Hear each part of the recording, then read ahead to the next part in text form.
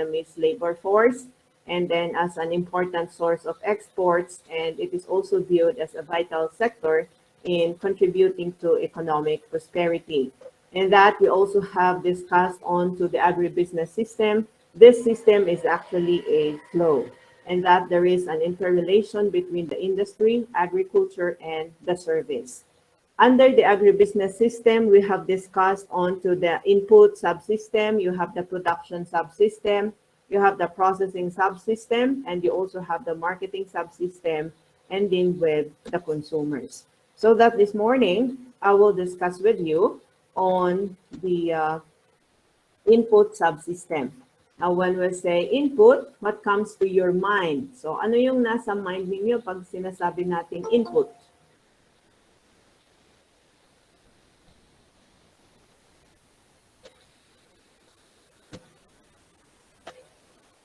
Anyone? Besides, Sadie Mary. Correct. Jason. Yung mga seedlings, ma'am. Yan, yung mga seeds, di ba? Kailangan yan para sa production ng crops.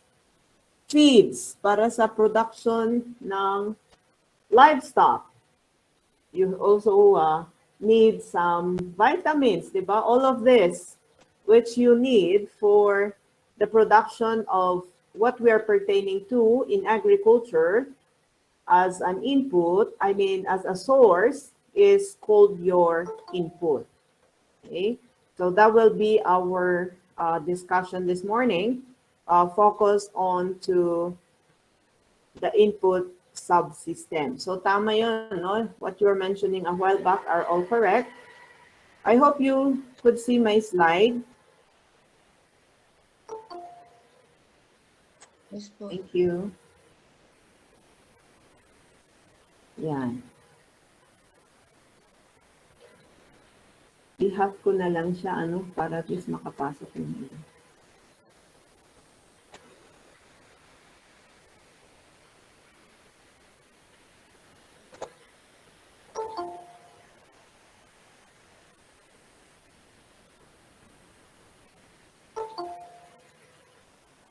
Okay, so you have in here the picture of, later on I will be showing to you some pictures also of inputs which are necessary in the production of crops.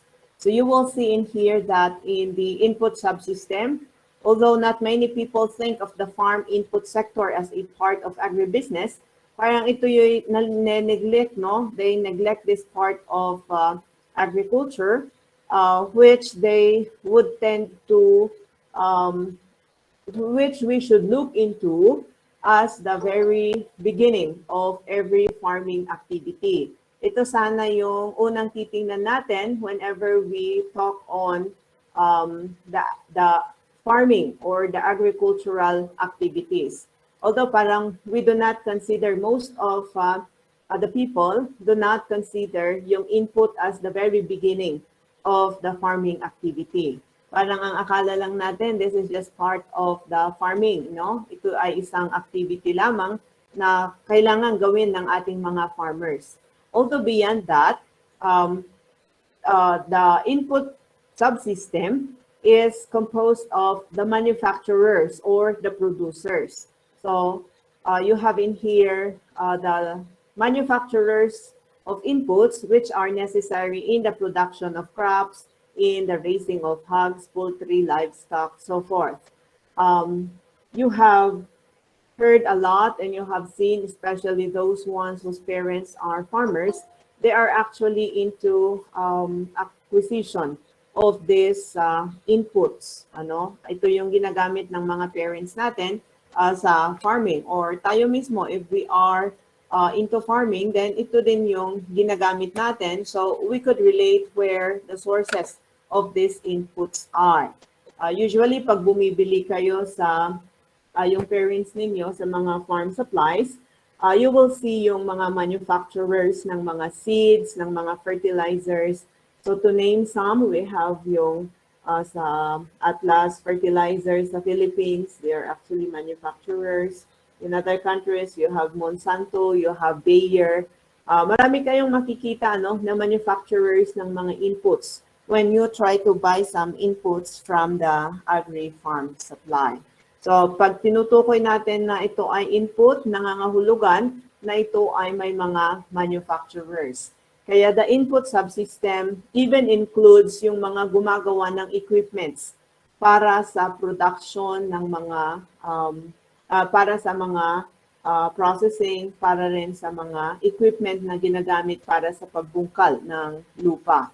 So you have in here the very concept of the input subsystem is that it would help in the attainment of the farm productivity, which is seen as pag wala itong input subsystem na ito, then the farmer cannot start to do his or her farming activities.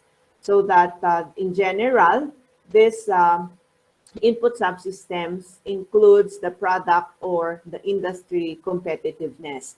Kaya I was mentioning some of these suppliers, yung mga manufacturers, meron din tayong distributors.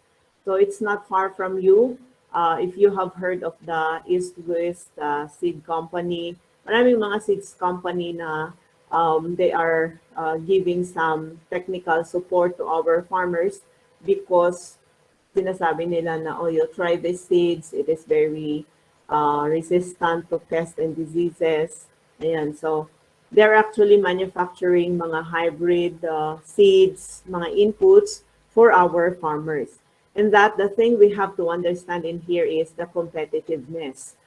They wanted to become leaders over the other manufacturers. And there's also the efficiency on the transformation of inputs, which will determine the unit cost and quality of product. Although sa input subsystem na ito, the tendency is, yung mga farmers natin, sometimes they are lazy or they don't know how to do record keeping, kaya they don't know how much to sell sana yung mga paninda nilang gulay or yung mga meat, ganyan. Why? Because they did not do costing.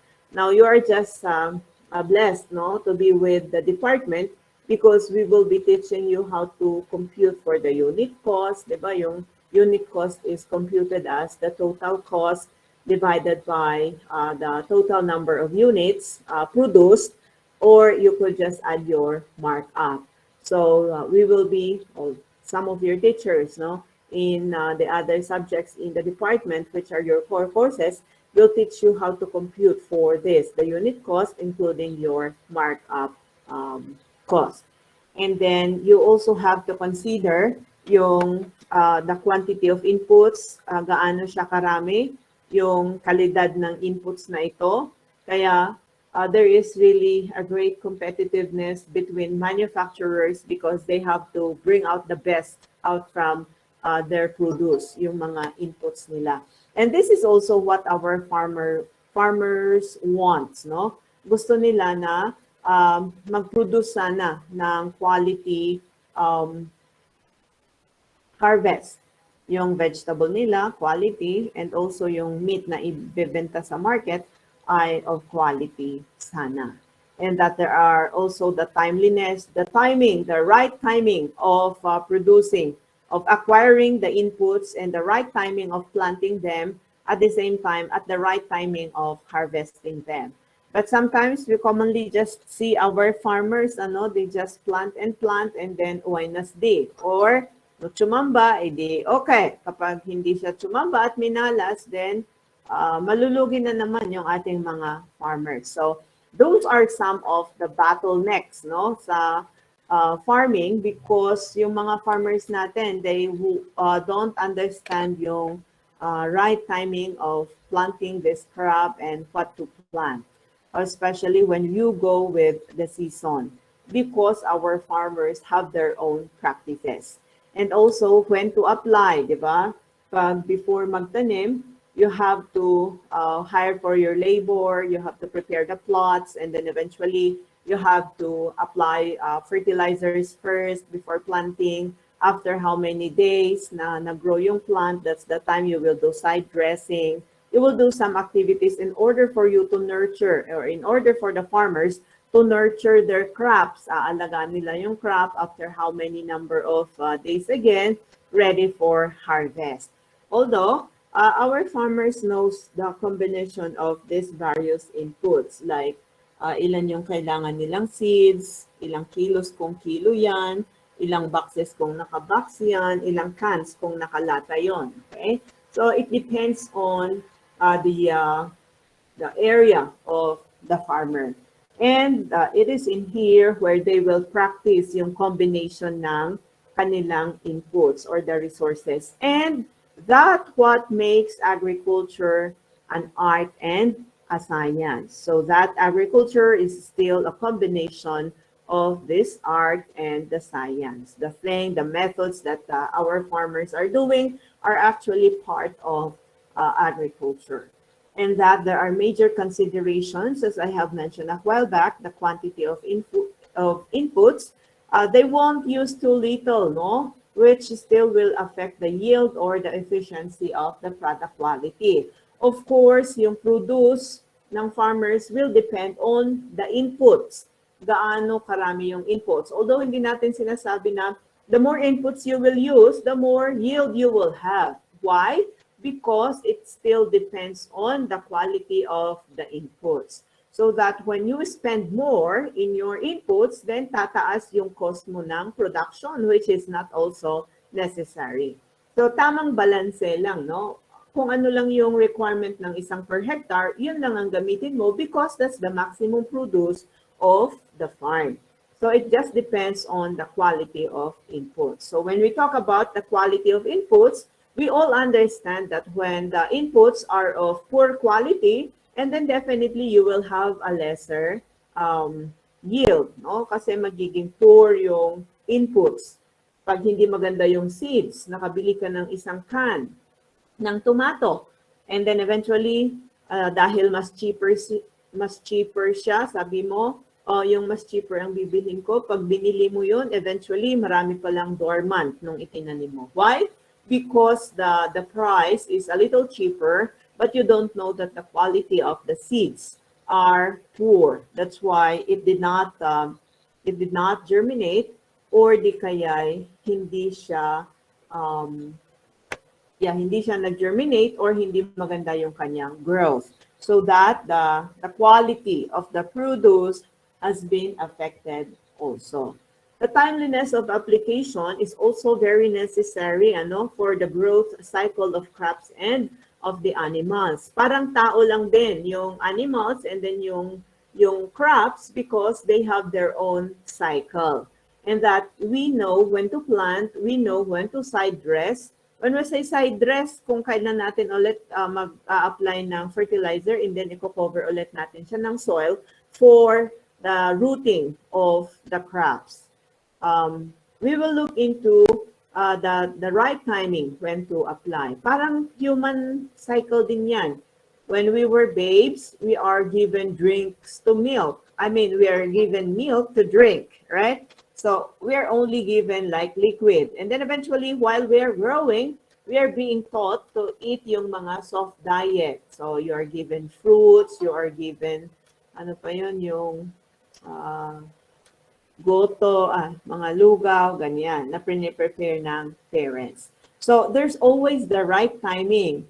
And then when you have grown up already, you know now how to chew the rice, kaya magra-rice na tayo. Eventually, we could eat solid food. Ganun din, no? The animals have their own cycle to follow. Even yung crops natin, they also have their cycle, which they are following. So parang in every stage, there's always a change in the type of requirement. In that, we have to understand this. Why? Because it affects the cost of our inputs. We all would understand, no, the rule of the thumb. The more quantity of inputs you will be applying in the farm, and that tells you that you have to spend more and more. And then eventually, when you have to spend more and more, if it's harvest time, kapag mababa yung presyo, yan na, manghihina na si farmer because kulang yung income niya. Mas marami siyang in-spend kaysa sa yung kanyang kita. So that's the thing that we're saying, that it has to be balanced. kung ano lang yung requirement ng crop at kung ano lang yung measurement ng area, then that has to be considered. And then the high cost would definitely affect your income. So the goal is to maximize your profit and to minimize cost.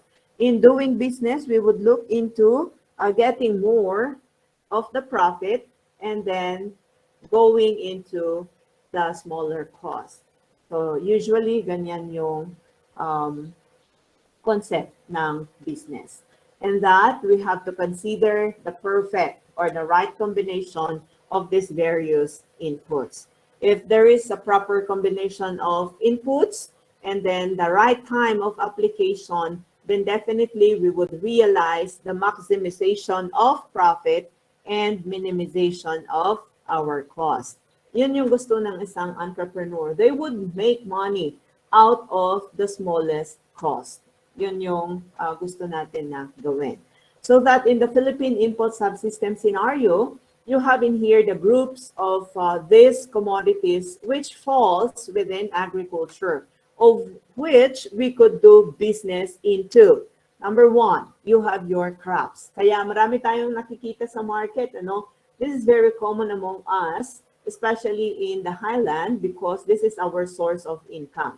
So magtatanim tayo ng mga gulay, magtatanim ng mga agricultural crops, of which dito nanggagaling yung ating kabuhayan. Secondly, you also have your livestock. When we say livestock, any four-footed animals, which even may chew the cud.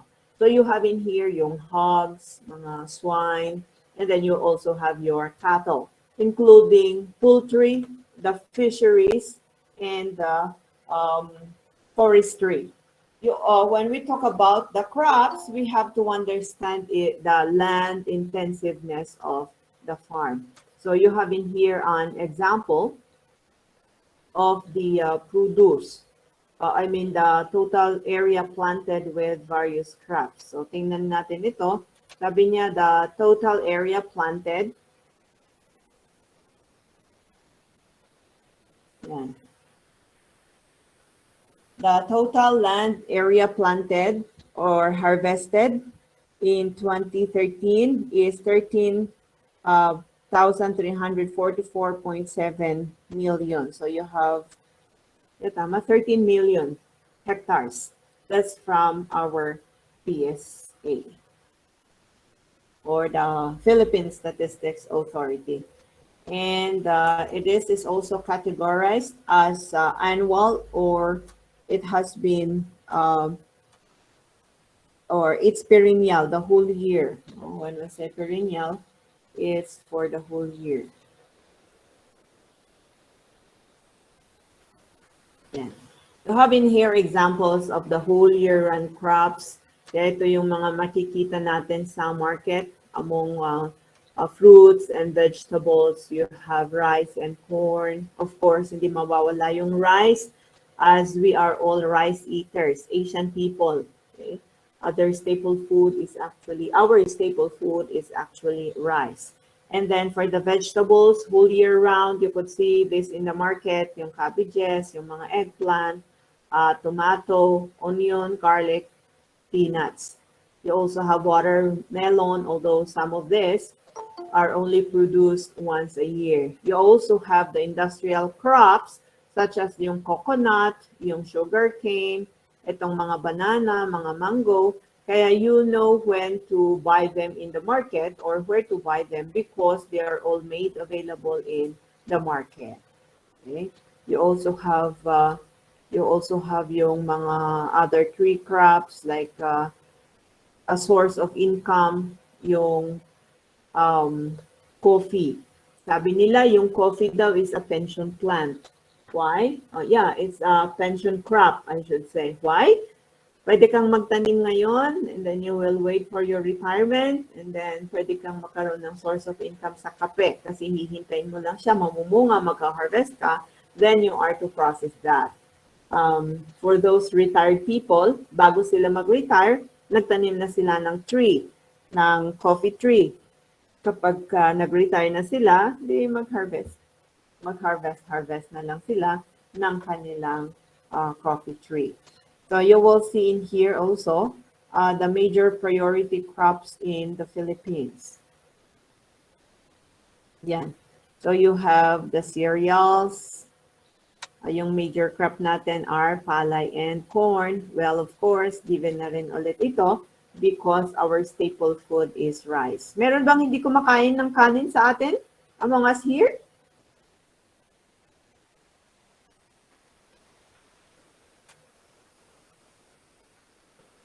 May mga hindi ba kumakain ng kanin dito among us? Yes, ma'am. Oh, Marvin, di ka kumakain ng kanin? Si Joseph? Siya lang, ma'am. Siya lang. Ikaw lang, hindi kumakain. Anong diet mo? Western diet?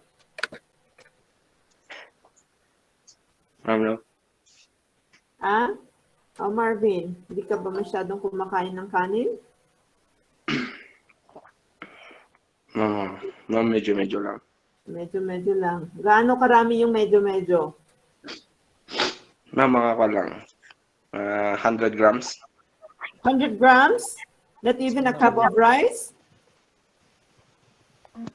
Ma'am, magkakakain. Hanggang tawag na natin. Ma'am, nakain niya ko. Rice eater. Masyado ti rice. Oh, so you have a slim body fit. And that's Medyo. good, right? That's good. You are contributing to the program of the Department of Agriculture. I don't know if you have heard of that combo food. Narinig nyo yung combo food? No. Ma'am, no. Combo food, lumabas itong combo food nung time na nagkaroon ng rice shortage. I don't know if you are aware of that in 2009, when there was a rice shortage. Mabibenta rin pala di 2009 mo ta. Mary?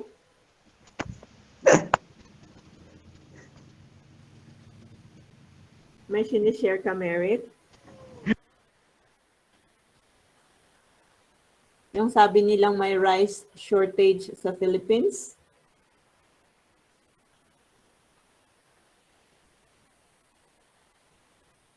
It was not actually, it was because of hoarding. Pero yung combo na yun is a composition of a little rice, a little corn, a little of your fruits and your vegetables. So divided into 4 pa rin. Pero instead na whole rice, yung buong rice, di ba maraming kanin, kalahati na siya. I mean, 1/4 na lang siya. So yung 1/4 is kanin, 1/4 ay rice. That's the combo rice na trinatrumpet ng DA before when there was an issue on the rice shortage in the Philippines. We also have bananas.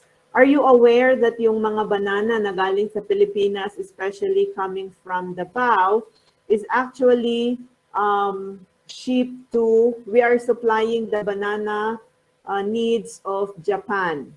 Okay? Yung major market natin for the bananas, yung Dole na banana. Ang major market natin ay Japan, and some are being brought to Taiwan and to a little in the US. Okay? Even our mango market is the US. Cotton sa US pa rin. Kaya pagbalik sa Pilipinas, natatakan ng Levi's, gustong-gusto niya naman siyang bilhin. Although the inputs, the raw materials are coming from the Philippines, it is being shipped to other countries. Eventually, ginagawa nila ng fabrics and binabalik pa rin sa Pilipinas. Gustong-gusto naman ng mga Pilipino. Like we have priority crops. I don't know if you have tasted some durians, yung mga mandarin, mga oranges, yung mangosteen, marami sa atin. Even lanzones, you see, papaya, rambutan, are all around us. It's being produced in the Philippines. And this is how rich the Philippines is. Since it is a tropical country of which we could grow any type of fruits and vegetables. Ito yung kailangan natin. Anong sabi ni Merrick? Permission to ask, ilang pong carbohydrates ang kailangan natin sa araw-araw? Depende, no? Merrick, depende sa requirement ng katawan mo. For some, may mga maliliit, may mga malalaki. Definitely, it goes with the rule of the thumb. The bigger you are, then of course, you needed more carbohydrates to burn. Kapag ka kasi hindi yun na-burn ng katawan, then definitely that will form as a sugar in the body. So it depends. My answer is it depends doon sa body requirement ng isang tao. Although we have set standards from FNRI or the Food and Nutrition Council, but it really depends on one's body. Parang, siyempre, pag maliit, it requires a little of the carbohydrates. So it generally depends. Okay, Mary? Any violent reaction? Yan. And then for the industrial crops, pag sinasabi nating industrial, ito ay pwede siyang i-process or i-semi-process na gagamitin din ng ibang companies for the completion of a finished good or a finished product. So like we have the major crops in the Philippines. You have abaca, yung coconut, marami tayo, no? Region 5 is rich in coconut, even abaca, coffee, rubber, sugarcane, and tobacco. And the priority crops includes the cocoa. Ngayon, pinopromote yung cocoa because of its rich content, and at the same time, it has its niche market. Meron na siyang special market. And then you also have the cashew. I don't know if you have tasted one. And of course, yung binabanggit ko kanina na cotton. You also have the vegetables, no, root crops and tubers, which may include all this produce.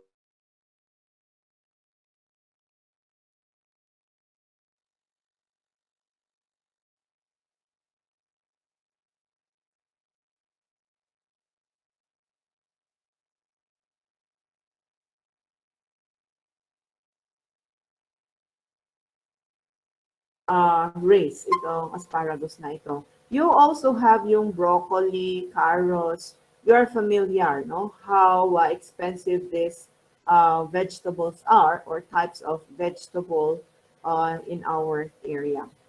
Pero sometimes, pag naman bumagsak, naku po, manglulumo na rin yung ating mga farmers.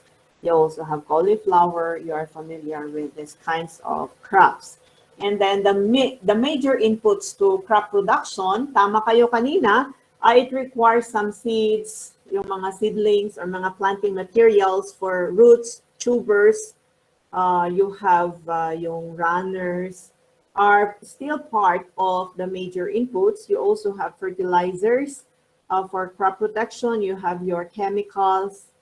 We have for the control of the pests and diseases. You also have farm machineries, mga tractor, especially in the low-lying areas na flat yung kanilang terrain, gumagamit sila ng mga tractors.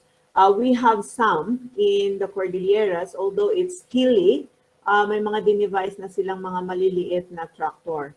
Although in general, hindi practical that we will be using yung mga malalaking tractor, it's because yung very hilly yung terrain natin. And kinulong dagi dyan ay daga, no? Medyo maliliit yung mga areas ng ating mga farmers. Based on the results of the studies, mga 250 square meters yung pag-aari ng isang farmer. You see? So, at an average. Kaya it's not practical. Mas maganda gamit ng grab hoe. And then for buildings and structures, of course, are also considered to be part of the major inputs, mga storage area, etc., including irrigation. Now, the crop, in the crop input subsystem, meron tayong mga imports at meron din tayong local production. I was mentioning some of these international companies. You have Syngenta, you have Monsanto. All of these are international companies which are importing itong some of the inputs that we require. But we have to be made aware that there are some restrictions. Kaya may mga labels yung ating mga pesticides or yung mga ginagamit natin to control pests and diseases. So you also have in here yung mga local producers natin, no? Especially even in organic production, meron din tayo like the Northern Organic, you have PSU Growers Compost. Marami din, no, are producing some inputs which are being sold to their target market. Yung Atlas natin, mga urea, are all manufactured also locally. And then you have these types, the seeds, the fertilizers that we're mentioning. And then eventually they will pass it on to the intermediaries, no? The ones in the middle or in between, that is, ito yung sinasabi natin na intermediaries, they are the ones connecting yung ating farmers with the source of the inputs. And then to retailers until it reaches the farmer. Kaya kung titingnan natin, at least may dalawa na player connecting the producer or the manufacturer to the farmer. And the very important step in crop production is the selection of the right seeds or planting materials. When you have started it right, when you have the quality seeds, and then eventually it follows, it will also produce a quality output. So quality input is equals to quality output. And the selection must be based on the market demand for the product. We're saying that when we do marketing, it must be market driven. That means that you have to listen to what the requirements of the target markets are.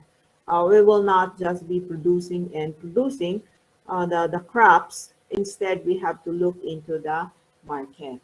Even yung quality seeds with poor management, hindi na nga maganda yung seeds na nakuha mo, tapos hindi ka pa pala marunong mag-farm, then definitely you will have a very low germination rates and you have a very poor product quality. And we understand that if you have a very poor quality of planting materials, then definitely you will also harvest a poor quality of products. So that the selection of the seeds and planting materials are very crucial to be considered in acquiring your inputs. And the low productivity in the country is definitely attributed to the low quality of the inputs used. You have in here the key players for vegetables. I was saying a while back, yung East-West Seeds Company, if you have heard of them. You have the ABC, the Allied Botanical Corporation. You also have Ramgo, yung Harvest Agribusiness Corporation. These are some samples of manufacturers of inputs, especially on seeds and planting materials. You also have the key players for corn. You have Ayala Agricultural Development, the UPLB Institute of Plant Breeding, although their main products as inputs are corn. And then you also have fertilizers. You understand that fertilizers are very critical inputs necessary in the growth of the plants or the crops. Why? Because it provides nutrients to attain production quantity. Parang sa human cycle then, when you were growing, you are being given vitamins. Until now, you're taking in vitamins. For what purpose? That is to establish your immune system. Likewise, we are using fertilizers to provide nutrients to the crops. So, ganun din, no? You're asked to eat fruits and vegetables so that you will get the nutrients from it. That is to protect you. So, ganun din yung sa crops natin. And that low farm productivity is attributed to the low fertilizer use. So, kailangan tama lang. So, it goes with the proper management of and application of the fertilizers to the crop. so that the major market for fertilizers include the rice, the corn, sugar cane, mga banana natin. Although it has to be applied balance, no? Walang overuse because you have seen a while back, kahit mag-overuse ka, hindi naman may-utilize yun ng crops, and then eventually you have just spent more. And then according to FPA or the Fertilizer and Pesticide Authority, at least there are 100 registered. Ngayon, dumami na siya. Okay. And then for crop protection, you have your chemicals. Insecticide ay ginagamit para sa mga insects na nagko-consume ng crops, nung naninira doon sa crops. So these are the differences. So insect, you will be using insecticide. Ano naman ang fungicides? Para saan ang fungicide? Fungi? Anti-fungal disease. Fight against fungi. Amo yung ti fungi? Buot. Yes, ma'am. Yeah, molds. How about herbicides? Grasses, ma'am. Sorry? Para sa lugam, ma'am. One, para itiruot. Weeds o weedicide. Okay. Anyang iti homicide? Tao. Para sa tao. Okay, so that's just an advertisement.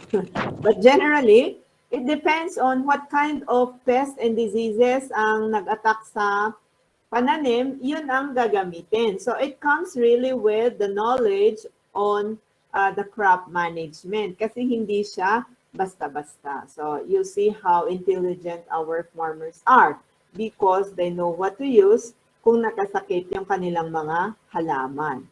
Or major users of pesticides, syempre, rice. Okay? Ano yung mga insect na naninira ng mga rice? Sa tingin ninyo? Locust. Locust? Are you sure? Naninira ba yun? Mites, Grasshopper. Grasshopper? May grasshopper? What else? Mites. When tungro, actually, ay diseases. Leafy rice. Cavendish.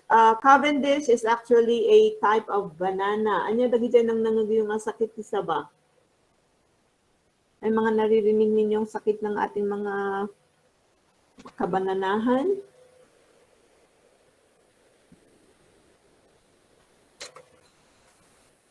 Wala? Ano ba yung common? There was this kind of disease which attacked yung mga banana sa southern Philippines. Kaya we were not able to ship sa Japan. I forget the disease. No? You also have mango and of course vegetables. Ang dami sa vegetables alone. May mga mites ka, may mga mga bugs, etc. Or common pests, you have, of course, yung insects, yung weeds, the fungi. And the players for these types of inputs are Bayer, Philippines, and you are familiar with that. And then, of course, sa farm machineries and equipment, you are familiar sa mga tractors. May mga 2 wheels, may mga 4 wheels, may mga rush threshers. Yung iba na gumagawa ng fertilizers are using shredder, etc. Although major manufacturers of farm machineries and equipments are Alpha Machinery and Engineering Corp. Ito yung familiar sa atin. Honda Philippines. You also have GA Manufacturing are some of the familiar farm machinery and equipment manufacturer in the Philippines. You also have yung mga units being produced which are used in farming. You have the flower, yung harrower, mga sprayers, and tractors. Ito yung mga common. And then you also have irrigation. Amo yung irrigation, pagsibog, Cinnamon continenea, those are part of the irrigation or the inputs necessary in the production of crops. So you will see in here the benefits. It may increase the use of land as it allows planting during dry season. They're not depending on the rain. Yung mga farms which are depending on rain are called rain-fed areas. Yung areas naman na kahit dry season, hindi mo na kailangan ng ulan dahil may source ka ng tubig, ay irrigated farms ang tawag natin doon. Okay. And of course, for the livestock, it accounts for about 16% of total agriculture production. And this must really be true. Like an average Filipino consumer may eat 20 kilos of meat per year. We also had this one kind of study before, which still confirms that the per capita consumption of every Filipino is 20 kilos. And then and more than 50 kilos of rice. So nakakakonsumo ka ng mahigit 50 kilos na bigas in a year. That's an average consumption per capita. Okay. So you have in here the livestock, the poultry, and you also have swine, mga pork eater. And we are part of that consumers ng swine. So yung mga inputs na kailangan natin ng swine ay you have the feeds, you have of course yung breed niya. Is it a native or yung mga Hampshire? Yan, mga pag-aaralan nyo yan sa ANSI. And then of course, the farm structure and the equipment. Of course, kailangan mo ng vitamins, kailangan mo din ng medicine to keep your animals healthy. Also, you have in here for hog for hog racing, you have of course yung yung breed niya, yung feeds niya, and then you have to introduce vitamins. In case nakasakit sila, you have to feed them with medicine also, and then including farm machineries and equipments. So fattener farms or the fattener farm itself. There are breeds of the swine, pwedeng Duroc siya, Landrace, or the Yorkshire I was mentioning a while back. And then you have in here yung IA. I don't know if you are familiar with, AI. That's the artificial insemination. It's a practice of producing itong mga swine in a manner na injectable siya. And then the feeds, of course, 80% of the cost of the production for the hogs and the livestock. So good swine farms use about 3.5 to 4 kilograms of feeds for every kilo gained by the pig. And a number of feed milling industry are owned by integrators. Okay, they would produce feeds for poultry, for livestock, etc. You're familiar with San Miguel Corporation, diba? They are producing their the feeds, and the feeds. And then you also have the Pure Foods Corporation, the Universal, Robina. They're producers actually of feeds. And then for animal health protocols, you have the veterinarians around us, which we could buy some medications for the animals. You have Bayer Philippines, they're providers of bio for health products. And then for farm machineries, building and structure, you have to understand yung various machineries or equipments used by the farmer. It depends on the nature of their production, kung ano yung pinoproduce nila. And cattle accounts for about 16% of the livestock sector. Ano yung mga requirements ng cattle? You have feeder, you have roughage or forage, mga feeds. The same with the livestock. I mean, with the hogs, kailangan nila ng animal health products. Of course, the farm machineries, buildings, and structures.